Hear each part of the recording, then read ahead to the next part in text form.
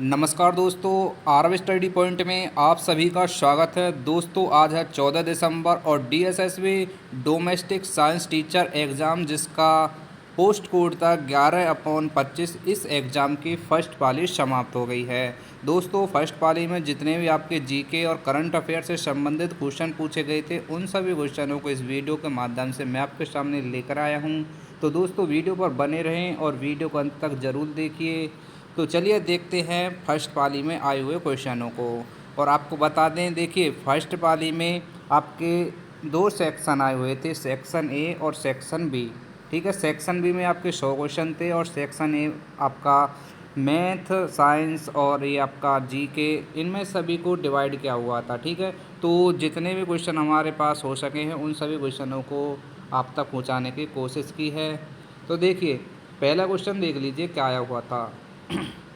भारतीय संविधान का प्रारूप किस समिति द्वारा तैयार किया गया था और उस समिति के अध्यक्ष कौन थे?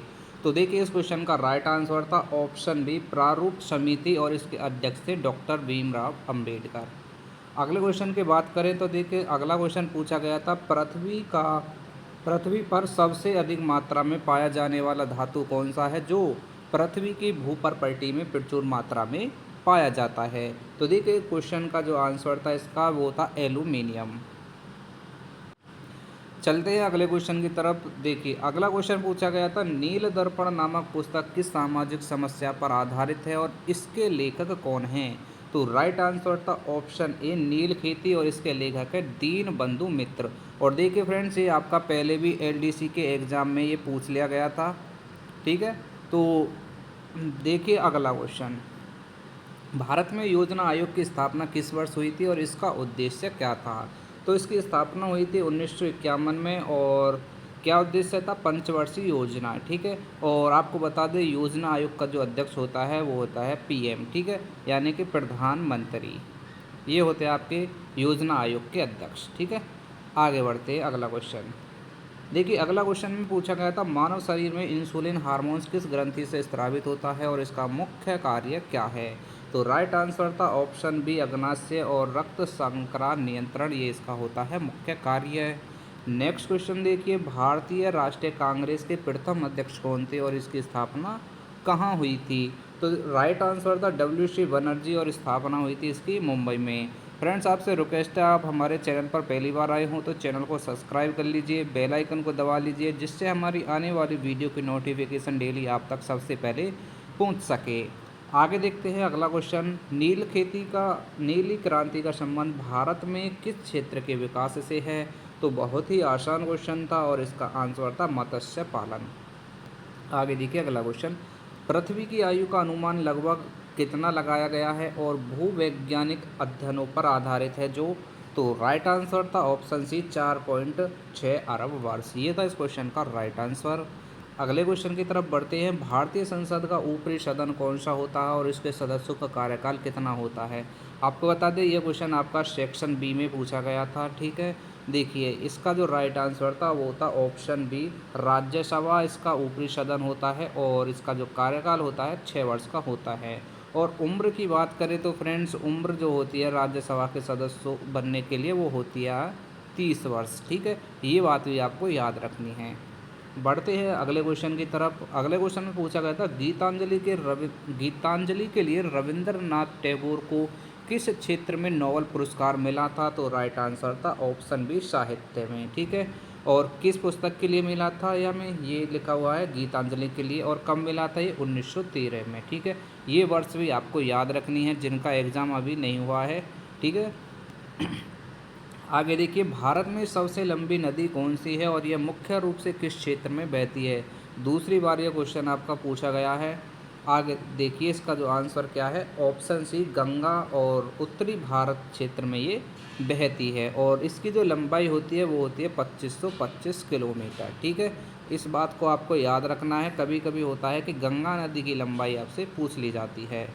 ठीक है, आगे देखिए अगला क्वेश्चन, जय जवान जय किसान का नारा किस प्रधानमंत्री ने दिया था और इसका मुख्य उद्देश्य क्या था? तो राइट आंसर था ऑप्शन बी, शास्त्री जी ने ये नारा दिया था और इसका उद्देश्य क्या था? सैनिक व कृषि प्रोत्साहन। सेक्शन बी का ये क्वेश्चन आया हुआ है। ठीक है, देखिए आपको बता दें इसमें सेक्शन ए और सेक्शन बी दोनों के क्वेश्चनों को शामिल किया गया है, ठीक है। तो मिक्स क्वेश्चन कर दिए गए हैं, कौन सा क्वेश्चन कहाँ पर आया है, ठीक है, देख लेना। आगे देखिए अगला क्वेश्चन, मानव नेत्र में रेटिना का मुख्य कार्य क्या होता है? तो राइट आंसर था ऑप्शन बी चित्र बनाना, ठीक है। रेटिना का कार्य होता है चित्र बनाना। नेक्स्ट क्वेश्चन, भारत का राष्ट्रीय ध्वज कितने रंगों से मिलकर बना है और बीच में कौन सा चिन्ह होता है? देखिए कितना आसान क्वेश्चन था, लगभग हर स्टूडेंट ने इसका आंसर कर दिया होगा, ठीक है। तो आंसर था इसका ऑप्शन बी, तीन और अशोक चक्र इसमें बना होता है। ये आपका सेक्शन बी का क्वेश्चन है, ठीक है। आगे देखिए अगला क्वेश्चन था कि किस विटामिन की कमी से रतौंधी रोग होता है और यह किस अंग से संबंधित है? तो इसका जो राइट आंसर था ऑप्शन बी विटामिन सी से होता है। देखिए सॉरी यहाँ पर मुझे लग रहा है यहाँ पर जो इसका आंसर गलत दे दिया है, ठीक है। यहाँ पर इसका आंसर क्या होगा और रतौंधी जो रोग होता है वो होता है विटामिन ए से, ठीक है। यहाँ पर विकल्प सही है आपका, वो ये था विटामिन, ऑप्शन सी था इसका, विटामिन ए की कमी से होता है क्या रतौंधी रोग और किस अंग को प्रभावित करता है? आँख को, ठीक है। आगे देखिए अगला क्वेश्चन, अगला क्वेश्चन ये आपका देखिए जब से डीएसएसबी इसका जो एग्ज़ाम चला है ये आरबीआई से संबंधित क्वेश्चन हर एग्ज़ाम में ये पूछा जा रहा है, चाहे वो आपका एलडीसी का हो, स्टेनोग्राफर का हो, पियोन का हो या जेल वार्डर का हो, सभी एग्ज़ामों में क्वेश्चन पूछे जा रहे हैं। अगला क्वेश्चन देखिए, यहाँ पर देखिए इस क्वेश्चन के बारे में देखिए क्या पूछा गया था कि भारतीय रिजर्व बैंक की स्थापना कब हुई थी और इसका मुख्यालय कहाँ पर है? तो राइट आंसर था इसका ऑप्शन बी 1935 और मुख्यालय कहाँ पर है? मुंबई में। आगे देखिए अगला क्वेश्चन, अजंता की गुफाएं किस राज्य में स्थित हैं और यह किस कला के लिए प्रसिद्ध है? तो राइट आंसर था ऑप्शन बी महाराष्ट्र और चित्रकला के लिए प्रसिद्ध है। नेक्स्ट क्वेश्चन में पूछा गया था भारत में सबसे अधिक जनसंख्या वाला राज्य कौन सा है और इसकी राजधानी क्या है? सेक्शन बी का ये क्वेश्चन है। और देखिए जब भी मैंने आपको ये जीके के वन लाइनर क्वेश्चन कराए हैं, ये क्वेश्चन मैंने आपको कराया है, ठीक है। तो देखिए राइट आंसर था इसका ऑप्शन डी राजस्थान और इसकी राजधानी सभी को पता होगा जयपुर इसकी राजधानी है। आगे देखिए अगला क्वेश्चन कंप्यूटर से था और इसमें पूछा था कंप्यूटर में सीपीयू का मुख्य कार्य क्या होता है? तो राइट आंसर था इसका डेटा प्रोसेसिंग, यानी कि इस क्वेश्चन का जो राइट आंसर था वो था ऑप्शन सी। और देखिए आगे की जानकारी के लिए मैं आपको बता दूं, आपको सीपीयू की फुल फॉर्म भी आपको परीक्षा में पूछ ली जाती है। तो सीपीयू की फुल फॉर्म होती है, सी से होता है सेंट्रल, पी से होता है प्रोसेसिंग और यू से होता है यूनिट, यानी कि सेंट्रल प्रोसेसिंग यूनिट, ये होता है सीपीयू की फुल फॉर्म, ठीक है। आगे जिसका भी एग्ज़ाम है याद रखना है आपको। आगे देखिए अगला क्वेश्चन, हरित क्रांति के जनक के रूप में किसे जाना जाता है और इसका मुख्य उद्देश्य क्या था? तो राइट आंसर था option A M S Swaminathan और कृषि उत्पादन में वृद्धि करना, ये इसका मुख्य उद्देश्य था। तो ऑप्शन ए था इस क्वेश्चन का राइट आंसर। आगे देख लेते हैं अगला क्वेश्चन, भारत में पंचायती राज व्यवस्था को संवैधानिक दर्जा किस संशोधन द्वारा दिया गया था? देखिए यह क्वेश्चन तो लगभग हर परीक्षा में ही आपका आ रहा है, चाहे रेलवे का दे रखा हो, एमपी पुलिस का हो, और ये जो आपकी एलडीसी एग्ज़ाम ये आपके चले हैं उसमें भी ये आपका क्वेश्चन पूछा गया है ये, ठीक है। तो देखिए इस क्वेश्चन का राइट आंसर क्या था? 73वां संविधान संशोधन, ठीक है। ये संविधान संशोधन 73वां और 42वां संविधान संशोधन इतना फेवरेट है कि हर एग्जामों में ये क्वेश्चन पूछा जाता है। आगे देख लेते हैं अगला क्वेश्चन, डायमंड लीग किस खेल से संबंधित अंतर्राष्ट्रीय प्रतियोगिता है? तो राइट आंसर था ऑप्शन सी एथलेटिक्स से। बढ़ते हैं अगले क्वेश्चन की तरफ, भारत सरकार द्वारा 2024-25 में लॉन्च की गई पीएम सूर्य घर योजना का मुख्य उद्देश्य क्या है? तो इसका आंसर था सौर ऊर्जा को बढ़ावा देना। करंट अफेयर्स का ये क्वेश्चन था और आंसर था इसका सौर ऊर्जा को बढ़ावा देना, ये था इसका उद्देश्य है। अगला क्वेश्चन देखिए, हाल ही में भारत का 75वां गणतंत्र दिवस परेड किस कर्तव्य पथ पर आयोजित हुआ था? तो इसका आंसर था राजपथ, ठीक है। आगे देखिए अगला क्वेश्चन, अगले क्वेश्चन में पूछा था G20 शिखर सम्मेलन 2023 के बाद भारत को किस भूमिका के लिए वैश्विक स्तर पर सराहा गया है? तो आंसर था वैश्विक नेतृत्व, ऑप्शन सी। अगला क्वेश्चन था, हाल ही में चंद्रयान 3 मिशन ने किस स्थान पर सफल लैंडिंग कर इतिहास रचा है? तो आंसर था ऑप्शन सी, चंद्रमा का दक्षिणी ध्रुव। ये था इस क्वेश्चन का राइट आंसर। अगला क्वेश्चन था 2025 में भारत का मुख्य चुनाव आयुक्त कौन है? तो आंसर था इसका ऑप्शन बी, राजीव कुमार। ठीक है, चुनाव अवधि के अनुसार।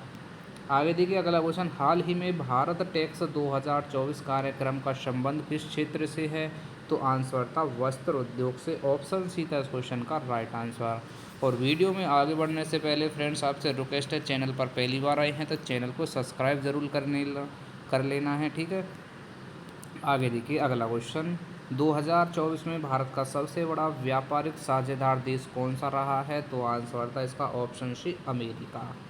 नेक्स्ट क्वेश्चन देखिए, हाल ही में घोषित खेलो इंडिया यूथ 2024 का मेज़बान राज्य कौन सा था? तो आंसर था इसका ऑप्शन बी, तमिलनाडु। देख लेते हैं अगला क्वेश्चन जो पूछा गया था।